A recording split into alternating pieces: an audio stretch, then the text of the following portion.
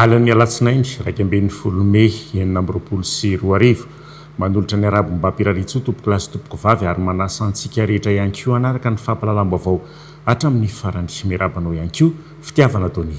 Miarabanao Mika Andriambolaza miaraba tompoko vavy sy tompoko lahy manasa antsika anaraka ny fampalalam-baovao mivantana eto amin'ny TV+ Madagasikara manolotra ny araba mantsika manaraka mivantana anay manerina nosy hatrany ivelany ihany koa. Melantsika ary zao ny tapany voalohany amin'ireo lohatenim-baovao nisongadina tamin'ity androany ity. Raha fangalarana tany maro no mahavoaroroy ny solombavambahoaka Naivo Raholdinina raha nambarany minisitry ny fitsarana. Nandiso ny vaovao miely mahakasika ny raharaha Rinara Kotomanga ihany koa ny minisitry ny fitsarana ary nilaza fa nahazo alalana avy amin'ny fitsarana hitsabotiana ivelan'ny fonja i Rinara Kotomanga.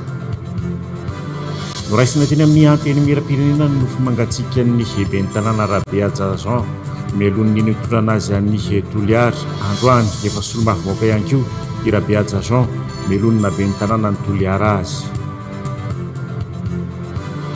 Trangam-piarahamonina avy any Morondava kosa indray tovolahy 24 taona no maty ny rano ran'Ilomano atao Kimoni.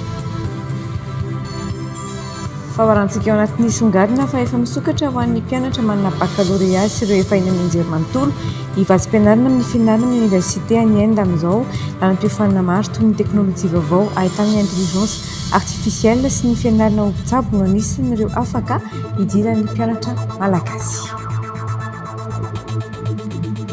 Vaovao politika ary raharaha fangalarana tany maro no mahavoaroroy ny solombavambahoaka Naivo Raholdinina raha nambaran'ny ministry ny fitsarana Fanirisoa Erinaivo androany.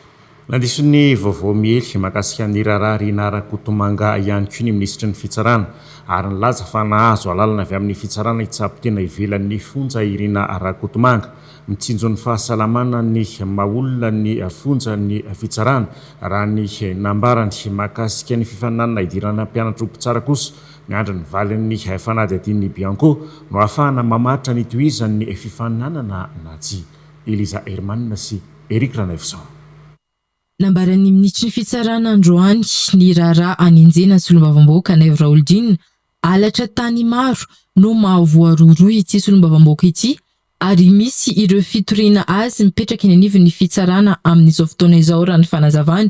Misy amin'ireo olona sebatra ity solombavambahoaka ity amin'ny alatra tany no nokasian'ny tanana ihany koa. Naivo Raholdinina dia voaroroy amina ferana fangalarana tany marobe izay misy torian'olona anazy ary misy amin'ireo olona izay milaza fanangalarany tany dia nisy fikasitanana ihany koa ka izany no anisany fitoriana eny anivon'ny fitsarana. Maromaro ny olona mitory anazy dia ohatrany mbola maromaro koa zany ny enquête atao aminy. Nandiso ireo vaovao miely momba ny Rinara Kotomanga kosa ny ministry ny fitsarana anisan'ny fonja manara-penitra no misy azy ary nahazo lalana avy amin'ny fitsarana hitsabo-tena ivelan'ny fonja izy noho ny tsy fahasalamany hoy hatrany ny fanazavany.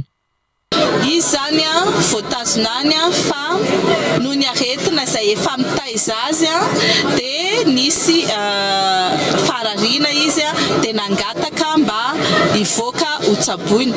Izahay moa dia mitsinjo hatrany ny fahasalamana sy ny mahaolona ny voafonja dia mamela malalaka ny voafonja sy ny fianakaviany hanome an'izany fitsaboana zany dia navoaka izy hitsabo-tena tao amin'ny hôpital Befelantanana.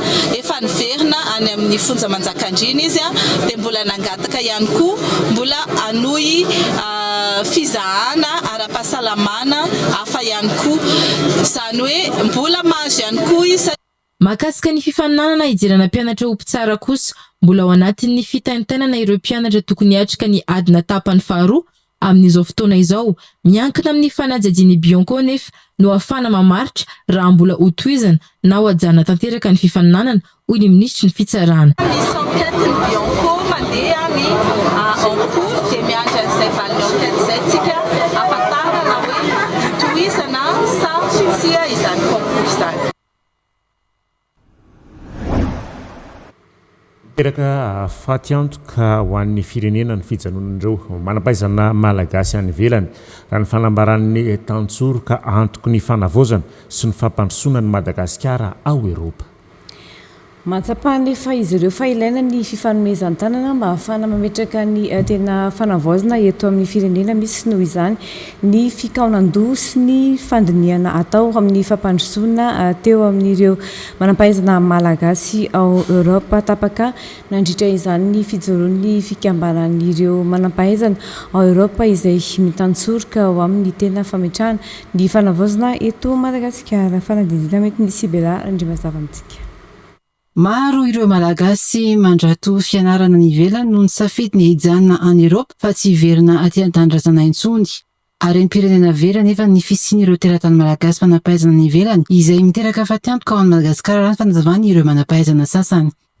Ahitana teknisianina sy mpikaroka nianatra sy monina aty Eropa dia nikandoha sy nidinika ny fomba entina handraisana anjara amin'ny fampandrosoana ny firenena. Noho izany, izay rehetra nivory androany dia naneho ny faharesen-davitra tanteraka amin'ny fototra ijoroan'ny Tafimada, tantsoroka antoko ny fanavaozana sy fampandrosoana. Izay mifototra amin'ny fanomezan-danja ny tanora varam-pianarana malagasy na ny any Madagasikara na ny aty ivelan'ny nosy. Malohany zava-misy nisy ireo teknisiany izay nianatra sy monina ao Eropa amin'izao tapa-kevitra efa mivondrona mba ahafahana manao tantsoroka ho amin'ny fametrahana ny fanavaozana eto Madagasikara. Namafy ny fanavononana ny anoana niezaka amin'ny fifanomezan-tanana sy fametrahana ny rafitra ho an'ny tena fanavaozana tena izy ihany koa izy ireo ary miantso ny mpiratandrazana ho amin'izany ihany koa. Tandrazana imbonana ary manana zo mitovy avokoa ny malagasy rehetra na nonona ato toerana na ty ampitan-dranomasina. Manona izany indrindra ny Tafimada Eropa dia irosa amin'ny fanatatosana fankakevitra lehibe miantso ny malagasy tsy ankanavaka sy fikambanana rehetra izay mba hirahina sy fametanana amin'ny fikarakarana izany fikaonan-doha izany. Tapaka nandritra ny fiainan'ireo teratany malagasy tany ivelany fijoroan'ny fikambanan'ireo manampahaizana ao Eropa na ny Tafimada Eropa izay mitantsoroka ho amin'ny tena fametrahana ny fanavaozana eto Madagasikara. Anisany dinihana anatin'ny fikaonan-doha atao ny fanamafisana fifandraisana firenena vahiny ny fahafahan'ireo teratany malagasy any ivelany mandray anjara amin'ny fifidianana. Araka ny rahantsika tamin'ny lohateny mbavao tao dia noraisina teny amin'ny antemeram-pirenena ihany koa ny nofo mangatsiaka ny ben'ny tanàna Rabeaja Jean mialohan'ny nitondrana azy any Toliara androany. Efa solombavim-baoka ihany koa i Rabeaja Jean ny alohan'ny na ben'ny tanàna ny Toliara azy nanana ny lazany teo amin'ny sehatry ny fanatanjahantena ihany koa izy isan'ny nampiavaka ny Rabeaja Jean ny fitiavan'ny fihavanana ary tsy mba nijery loko politika fa na dia samby nanana ny freana aza ny mpiarabelona aminy ny azo an'ny Toliara itolakandro io ny vata mangatsikany Zora Barzona sy Ismail Andrianjafiny aina. Omaly alahady tamin'ny rora sasany no nikadona teto tanindrazana ny vata mangatsiaka ny ben'ny tanàna ny Toliara Rabeaja Jean izay nodomandry tany Inde.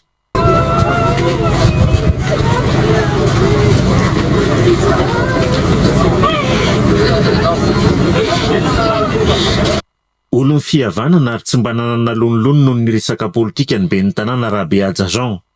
Hita nandritra ny fiandrasana ny vata mangatsiaka ny teny amin'ny Palais des Sports fa nampihavana ny malagasy fa tsy Toliara irery. Androany dia nampandalovana teny amin'ny antenimieram-pirenena ny tranony vorona misy ny vata mangatsikany amin'ny maha-solombavim-bahoaka azy teo aloha. Solombavim-bahoaka maro no nandray azy. Nanana ny lazany teo amin'ny sehatra politika sy fanatanjahantena i Rabeaja Jean. Ny taona 2024 dia ben'ny tanànany komina Ambonivohitra Toliara lehilahy. Ny taona 2024 ka hatramin'ny 2024 dia solombavim-bahoaka ny Madagasikara voafidy tao Toliara izy. Ary ny taona 2024 dia voafidy indray ho ben'ny tanànany komina Ambonivohitra Toliara. Teo amin'ny sehatry ny teny. Ny taranja handball no tena milofosana. Nanomboka ny taona 1977 izy dia efa champion de Madagascar tany amin'ny sport scolaire. Ary io taona eo ihany koa izy dia champion de Madagascar miaraka tamin'ny Asco Tuliara. Ny taona fa-1977 dia niatrika ny lalao francophonie tany France. Ny taona 1977 nandrobaka ny amboarany Océan Indiana tany La Réunion. Ary tamin'ny taona 1977 dia nahazo ny trophée manokana meilleur joueur izy sady kapiten'ny ekipa tao amin'ny Asco handball Tuliara. Fantatra amin'ny fahaizana miara-monina sy fitiavana ny mpiarabelona ary ny fanampiana olona era-tompokolahy.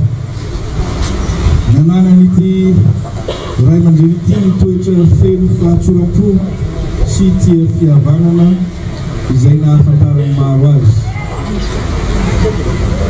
Izy moa dia manana ny maro-boninahim-pirenena Chevalier de l'Ordre National Malagasy.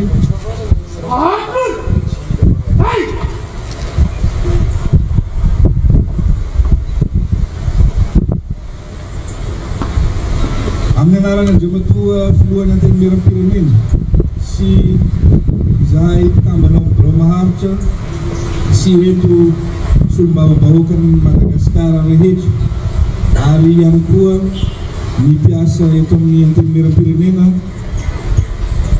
manao velomanao izahay rahalahy Rabeadrazao Mandria-Piadanana.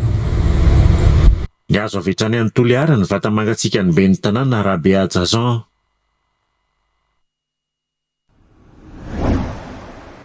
Entina amintsika ao anatin'ny resabe kosa ireo vaovao niteraka ady hevitra samihafa eo anivon'ny tambazotra sosialy.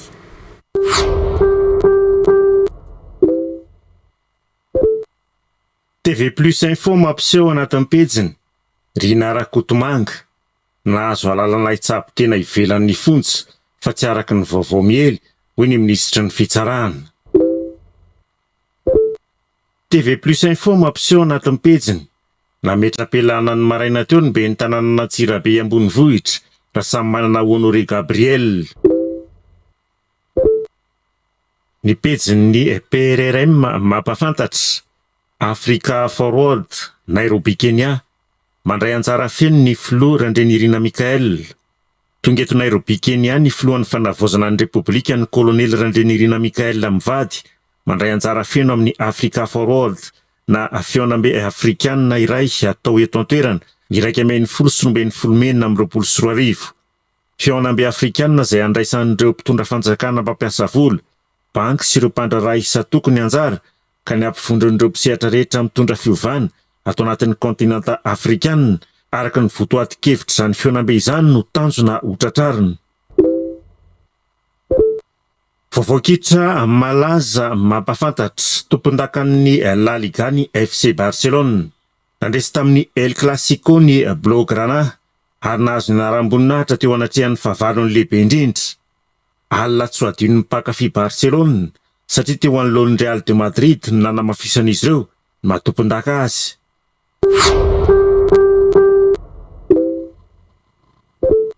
Hotoisika hatrany ny fampalalam-baovao efa manakaiky indray ny vanim-potoanan'ny doro-tanety sy ny doro-ala nahitana doro-tanety teo anelanelana Kilizato miditra ny Hemabo lalam-pirenena 530 ny sabotsy lasa teo misa 4 ireo tebokafo hita teny antoerana ary efa voafeny afo raha nitatitry ny ministry ny tontolo iainana sy ny fampandrosoana lovainjafy aina ho ninina natao io trangana afo io raha ny angom-baovao avy eo anivon'ny ministera hatrany efa mandeha kosa ny fanadihadiana mahakasika izany nanamafy ny ministry ny tontolo iainana fa fotoana zao navaozana ny lalana fe ny doro-tanety. Gracia Andrea Jitoerina sy Ivra Sata.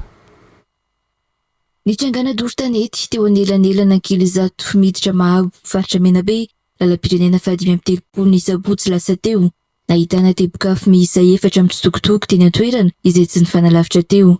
Nifandrimona tamin'ny famonoana afo ireo tompon'andraikitra isa-tsokajiny notariny ny ministry ny tontolo iainana sy ny fampandrosoana Lovanjafy. Efa hiditra amin'ny vanim-potoana ny mahitany amin'izao izay isan'ireo loza mitatao amin'ny harena voajanahary sy ny tontolo iainana hoy ny ministra.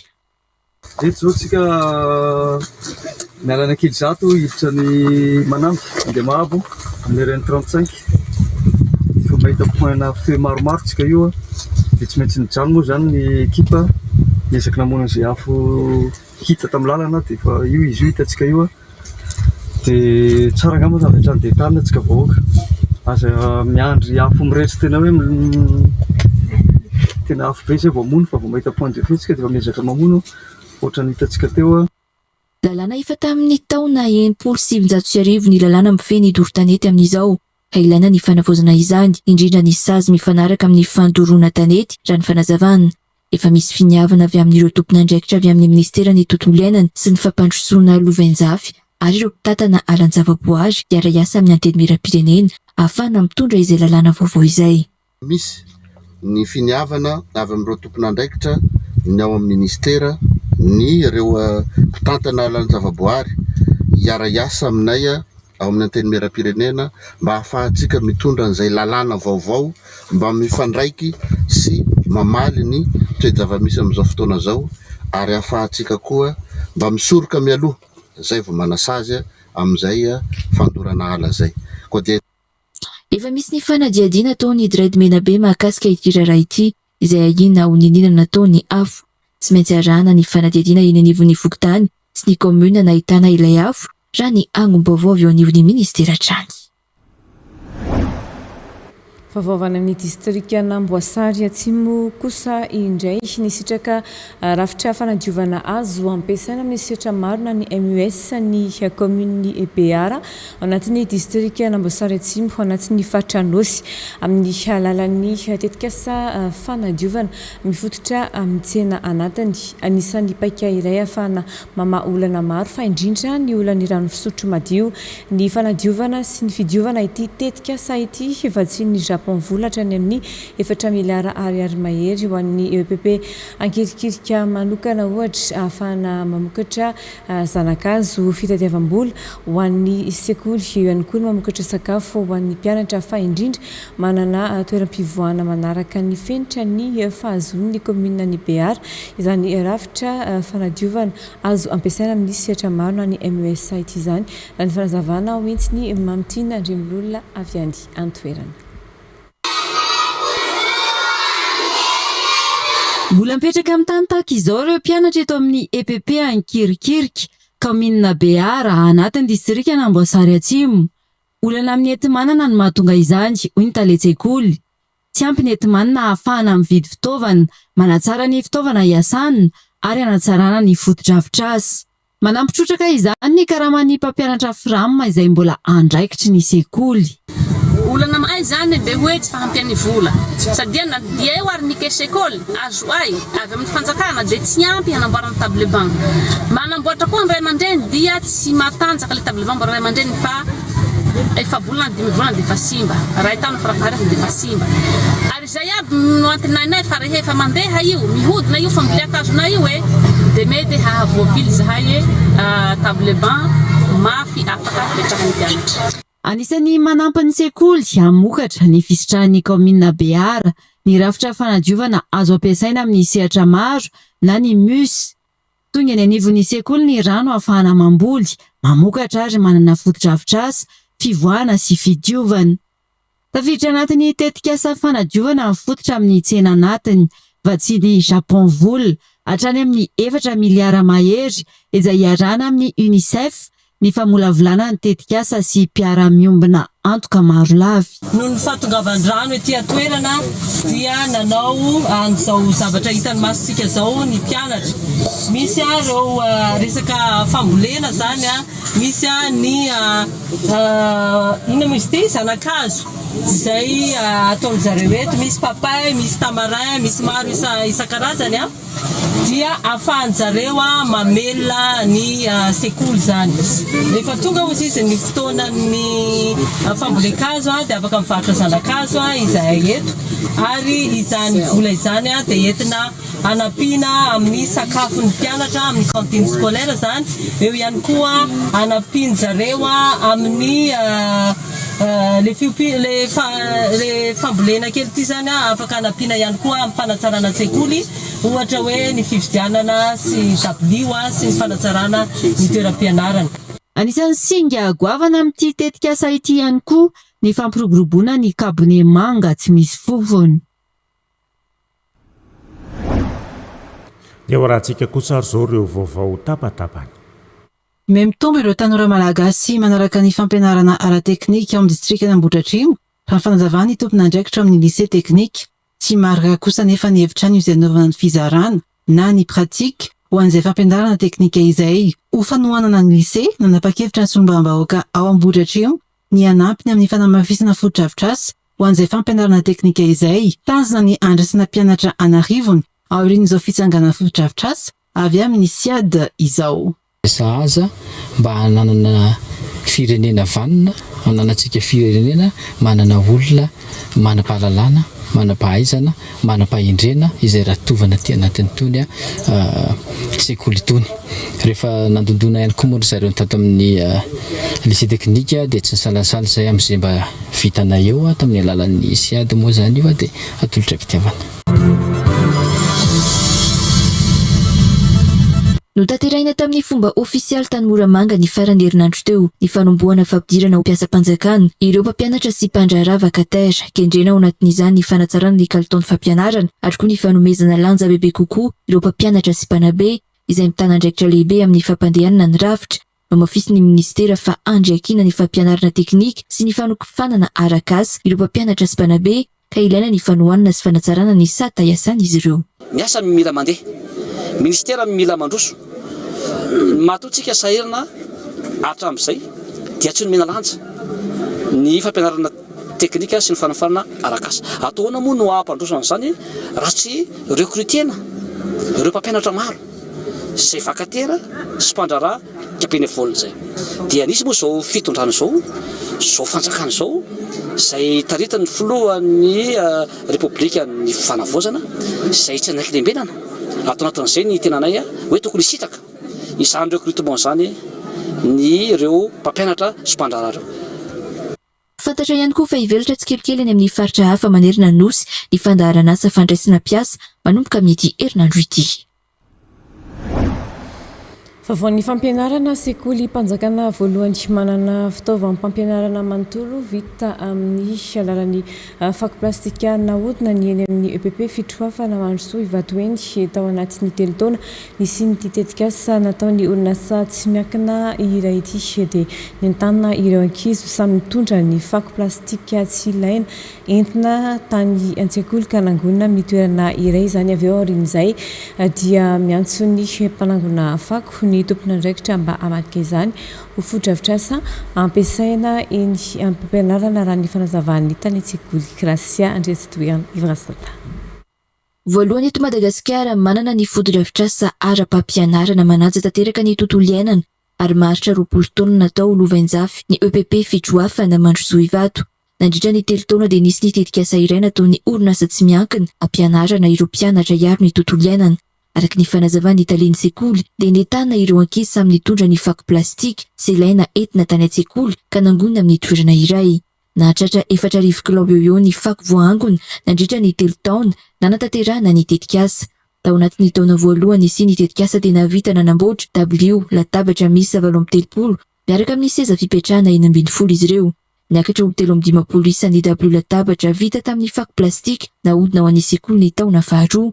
Ary tamin'ity taona ity dia 750 ny dabilio latabatra tratra tafiditra ao anatin'izany any karaboly ambaratonga voalohany ary ny mpampianatra. Apahan'ny plastika nanaovana amin'ireo latabatra sy seza ireo dia ny ankizy sy mpianatra mitondra ny fako plastika nakaty ampianarana nikolektenay ny fako plastika ary navadika mifanaka. Ny dikan'izay zany dia ny fako teto Talatamaty any fiaramiasa miaraka amin'ny EPP ary fiaramiasa miaraka amin'ny komina Talatamaty koa no nafahana nanao an'ireo table banc. Nanolotra fitaovam-pianarana toy ny dabilio sy latabatra ary seza fipetrahana vita amin'ny fako plastika nahodina ho an'ity EPP ity ny orinasa tsy miankina iray. Fanomezana farany natolotra n'ity EPP ity vokatry ny fiara-miasa tao anatiny 3 taona. Vaovao mampalailaovan'ny Morondava kosa tovolahy 420 taona no matin'ny rano raha nilomano tao Kimony Morondava. Mampita ny vaovao TV+ Morondava.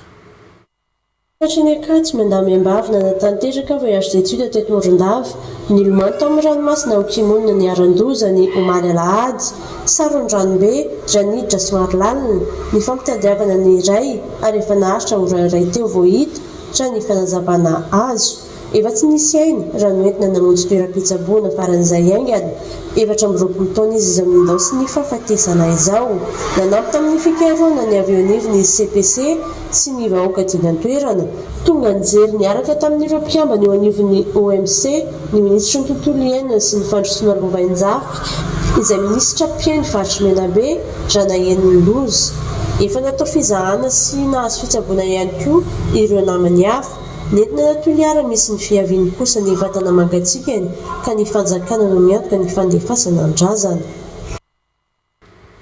Fa isokatra manomboka ny 20 Mey ho avy izao ny fidirana manaraka amin'ny fampianarana ny teny anglisy ao amin'ny FLTC Madagascar Groupe Automasina afaka mianatra teny anglisy ao amin'ny FLTC Madagascar Automasina avokoa ny sokajy ny olona rehetra ary afaka misafidy ora izay mety amin'ny FLTC Automasina dia hita ampitan'ny gare routière mankany avaratra na ny ampitan'ny coopérative Cofimad mampiavaka ny FLTC Madagascar dia tsy maintsy mahafehy sy mahay miresaka amin'ny teny anglisy avokoa ireo olona tonga mianatra ao amin'ny raha ny nambarany tompona andraikitra. Sonirina Patrick sy Fensour Stafi no menjanahary TV+ Tomasina.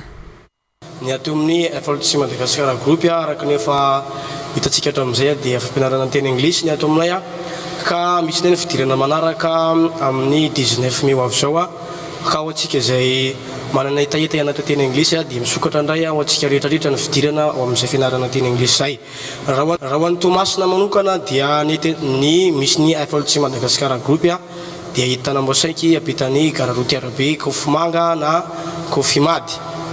Ny atao aminay dia manome antoka antsika rehetrarehetra fa izy rehetra tonga ato dia tsy maintsy afapo tsara voavoaka anay ary ihany koa tsy maintsy omeny antoka izy fa tsy maintsy mahavita miresaka tsara amin'ny teny anglisy na amintsika samy malagasy io na amin'ny vahiny ka be dia be tsika manana olana mahakasika izay teny anglisy zay dia manasanao zay hianatra ato amin'ny FLTC Madagascar Groupe fa ny tazana apetraka aminao dia tsy hoe ny volanao. Mbola misy ihany koa ny ora afaka hisafika aminareo ao anatin'izay misy ora malalaka be ny maraina misy amin'ny enina sasa mirava ny valo amin'ny valo mirava ny folo ary ny hariva amin'ny 5 sasa mirava ny fito afaka misafidy ora amin'izay ianareo fa ny tanjonsika ao anatin'izay dia tsy maintsy mahavita miresaka ianao anatin'izay zany hoe miresaka tsara ianao ao anatin'izay roa volan'izay tonga avasoa tamin'ny FLTC Madagascar Groupe raha tsy afaka mianatra ianao dia misy solution foana omena ianao ka tonga avasoa ato amin'ny FLTC Madagascar. Toy izao sady ny fafehezan'ireo mpianatra eto amin'ny FLTC Madagascar Groupe Tomasa ny teny anglisy nefa vo aingana izy ireo no nianatra teto. Hello everyone, you know, ever since I was starting here in Foldar, my English has been getting better and feel less to speak with different people since then. That's right. Even me, before, I was not able to speak like now. But nowadays, I'm so proud and having self-confidence. Hi, hello guys, my name is Centurion Barker, call me William. So today I'm standing here to be nice to you about FLTC Madagascar. FLTC Madagascar is the point they want to start here. If one is as good as me, come to start here.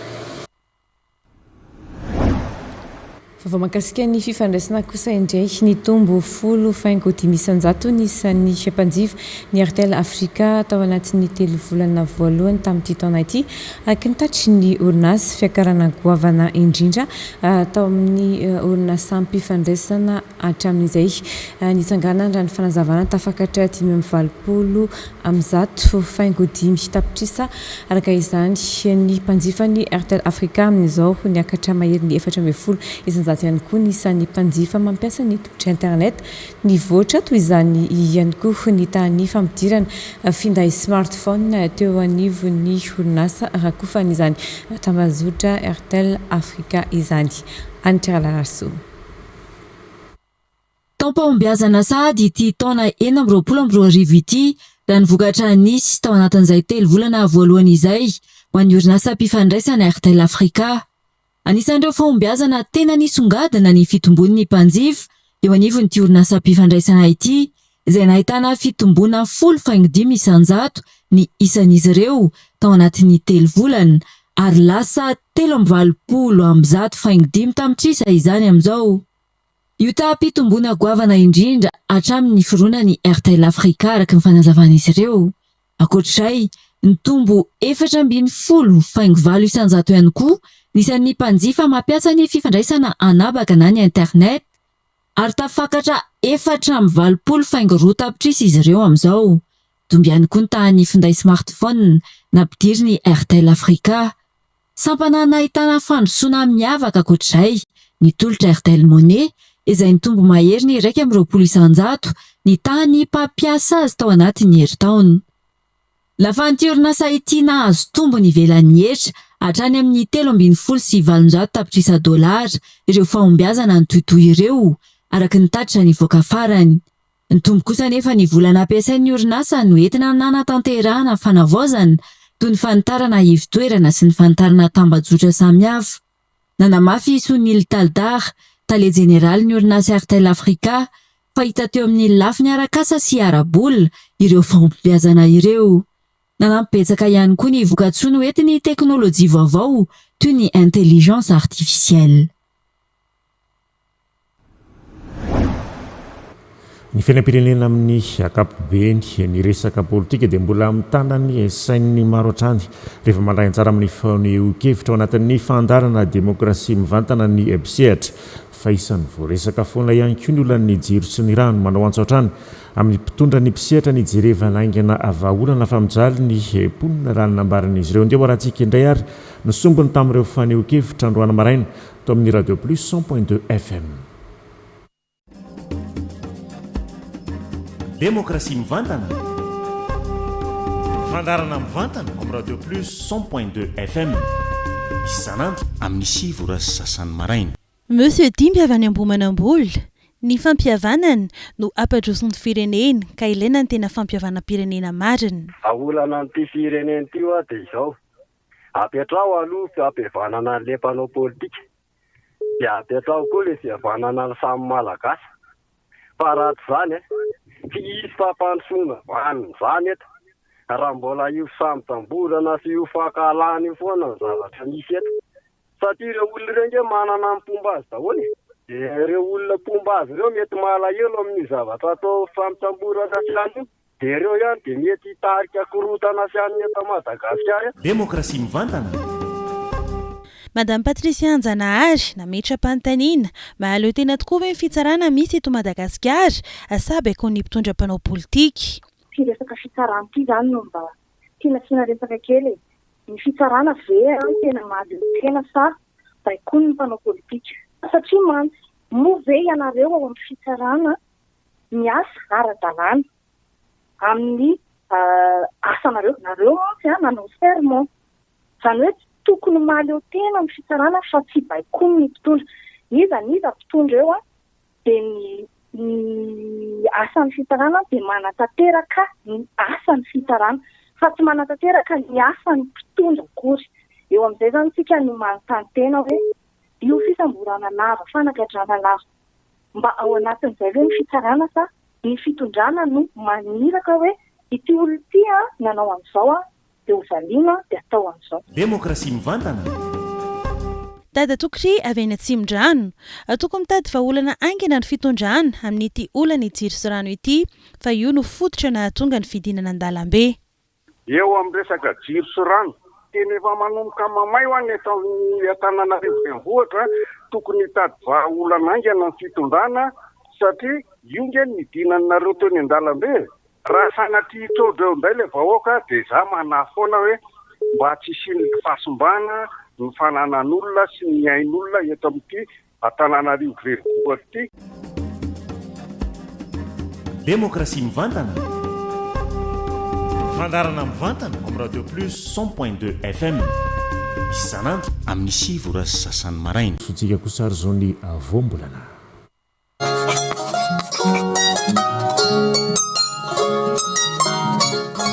dia ny voambolana hoe simaka indray ny fatarina andikany milaza potiny kely ny anatan'ny vatabeny medika apahan'ny banka na tsoino amin'ny zavatra niara-ny fiendahana na fitsoahana kely ty voambolana hoe simaka ity amin'ny teny frantsay ny azo andikana azy dia hoe morceau na éclat na branche na koa incomplète voambolana izay azo ampiasaina ohatra atao anatin'ity fehezanteny ity rehefa iteny malagasy alotsakona moramora ny sakafo mba ahazona ny fi no sady hitsinjovana ny nify tsy simaka na koa hoe ampiasaina ilay simaka azo misy masony asisika amin'ny azo hafa rehefa anaoko rehefa amin'ny resaka fambolena hitantsika ihany koa voambolana io ohatra atao anatin'ity fehezanteny manaraka ity rehefa miteny malagasy tandremo fa misy tetezana amin'ny dadasika nefa tsy mahazaka andehana amin'ny fiara-mavesatra satria efa misy simaka aleo misoroka mitady lalakafa mba tsy hidiran-doza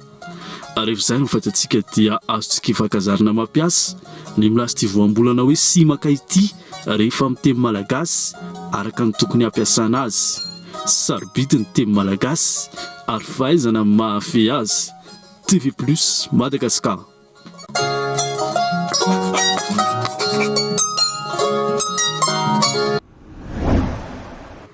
manasantsika rehetra zao anaraka ny eo ara hoe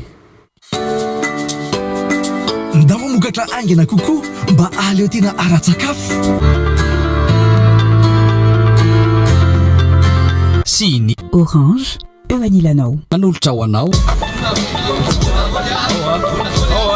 moteur fato action mbola matanjaka ihany larazirala 68 69 70 zeran'izange mbola mikodana mbola makamakako zerana fanafody sera hoany zalaverarivo zany fidiko ka nareo koa toko mba manamafana na mikotrakotrana narefa be jerevako e refa jerevako any lafa jerevako e lafa jerevako e fa olana akaiky izany tiako amin'izy rovavy tinytiako fa matavitavy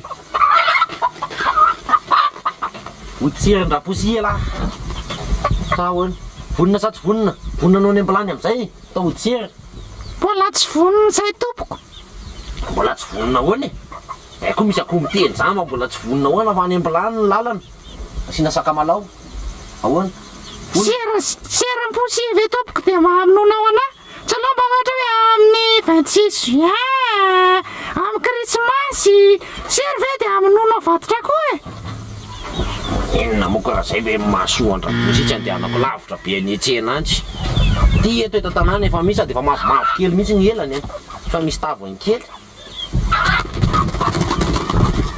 zange tompoko mbola mahi e tsy maninona zany fa ny akoho mahi ihany ny tian'ny olona ina koa tiako anao posy e ka di te resako teko manina mbola miady hevitra aminazy a tsy azoko mihitsy fa ngainao mbola tsy nandeha nijery le fanafody any tingy le fanafody sakamalao sisa to dia rona koa ny atendanao betsaka fa andany ianao mandeha mijery fa zavatra afaka hoaniko aho fa tsy hoe io akoho indray nandeha vonono eo reo ana nefa tsy ampy koa rehefa inona zany to vo azo hanina dia rehefa inona tsy azo hanina fa tingy to dia miafana ny sira gripa kokoaka vitanarona koa zany ny atendana no aparana andana vo sary makirina sa telo jerena na andana avy alao io akoho io mafiandro ela mafiandro izy Serbitana namala famonona vatra koa ampiasan sainy coupé dans la boîte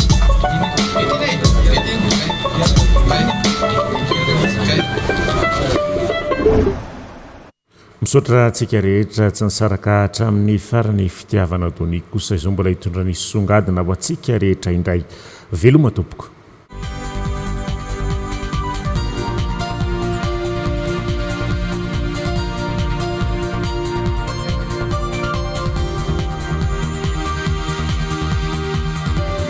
mitondra ny fotoanany songatana voalohany amin'izao fiandohan'ny herinandro izao indray isika efa misokatra ho an'ny mpianatra manana baccalauréat sy ireo efa eny amin'ny anjery manontolo hoe ny vatsim-pianarana amin'ny fianarana amin'ny université any Inde amin'izao fotoana izao lalam-piofana maro toy ny teknôlôjia ahitana ny intelligence artificielle sy ny fianarana ao mpitsabo no anisan'ireo afaka idiran'ny mpianatra malagasy ireo mpianatra manana baccalauréat sy efa eny amin'ny université izay tsara valy mpanadinana ihany no afaka misitraka izany vatsim-pianarana izany ankoatry ny université tsara laza maneran-tany miara-miasa amin'ny université goavana amin'ny firenena mandroso maro ireo université afaka idiran'ny mpianatra malagasy ireo mampahafantarana mikasika ny fianarana ambony any Inde dia isy moa ny varavarana misokatra maimaim-poana izay ho tanterahana ny manajanga ny 13 Mey ho avy izao ary ho an'ny eto Antananarivo renivohitra kosa ny 14 Mey ho avy izao Ianitra Rarasoa sy Ivrasata mitondra antsika misongadina. Anisan'ireo firenena manana université matanjaka maneran-tany i Inde amin'izao fotoana izao mivelatra amin'ny lalam-piofanana maro ny université lehibe any an-toerana. Efa misokatra ho an'ny mpianatra malagasy manana baccalauréat sy ireo efa mianatra eny amin'ny anjery manontolo ihany koa ny université lehibe any an-toerana amin'izao. Afaka mahazo vatsim-pianarana ny mpianatra malagasy tsara valim-panadinana. Les conditions ny conditions ahafahana mahazo an'ilay bourse zay moa zany dia surévaluation an'ny diplôme zareo raha baka no raisiny raha ohatra niveau baka ilay izy andeha hianatra ny ivelany dia noty manomboka amin'ny classena seconde première ary terminale mijerena dia ny moyenne an'iny ahafahan'ilay fianarana manome an'ny pourcentage de bourse moa zany. Raha resaka master no atao any dia ny noty sy ny syllabus izany hoe nataony ny fianarana nataony ny cours nataony nanomboka tamin'ny licence L1, L2, L3 moa zany. Ankoatra ny mari-pahaizana ankatoavin'ny sehatra iraisam-pirenena mora kokoa ny saram-pianarana amin'ny université any Inde. Dia mila fantarina ihany koa fa ngeza ny ankamaroan'ny université any Inde ary bien équipé.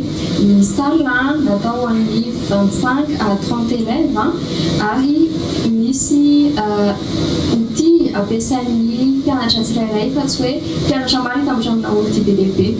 Dia na amin'ny lafiny informatique, teknôlôjia na lafiny management na hôtellerie dia samy manana ny outil an-daholo ny mpianatra tsirairay amin'izay ary afaka mifantoka tsara amin'ny fianarana tsy sahirana mihitsy izany ny mpianatra rehefa mianatra ny tombony amin'ilay Inde zany dia le izay accessibilité zay dia ny budget abordable fa indrindrindrindra le côté équipement teo. Manokatra lalana amin'ny firenena matanjaka maneran-tany ny fidiran'ny mpianatra malagasy amin'ny université any Inde araka ny tatry ny tompony andraikitry ny fifandraisana amin'ireo université ireo. Ny tena mampiavaka ny any Inde moa zany dia resaka teknôlôjia moa zany izy io ary malaza be koa ny resaka médecine any Inde marihana ihany fa ny médecine raha médecine générale moa zany dia sarosarotry satria be condition be amin'ny resaka concours moa zany izy io fa ny sehatra hafa na resaka teknôlôjia izy io na resaka informatique ary ny malaza amin'izao moa dia resaka intelligence artificielle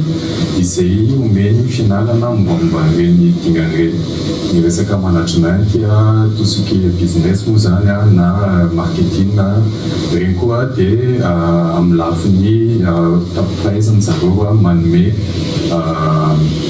fanabeazana sahaza tsara ho an'ny rehetra ahafahany zareo manohy ny fianarana manohy ny fiainana sy ny asa maneraka tontolo izao international moa zany hoe diplôme rokoly tsara. Ho fampahafantarana ny fianarana ambony any Inde sy ny vatsim-pianarana afaka ho azo ny mpianatra malagasy isy ny hetsika fampiratiana maimaim-poana ho tanterahana ny mahajanga ny 13 Mey ary eto Antananarivo renivohitra ny 14 Mey ho avy izao. Iny vaovao ny fampianarana ambony ihany koa no manakatsina ny fampalam-baovao amin'ny ety Alina ity filma tompoko.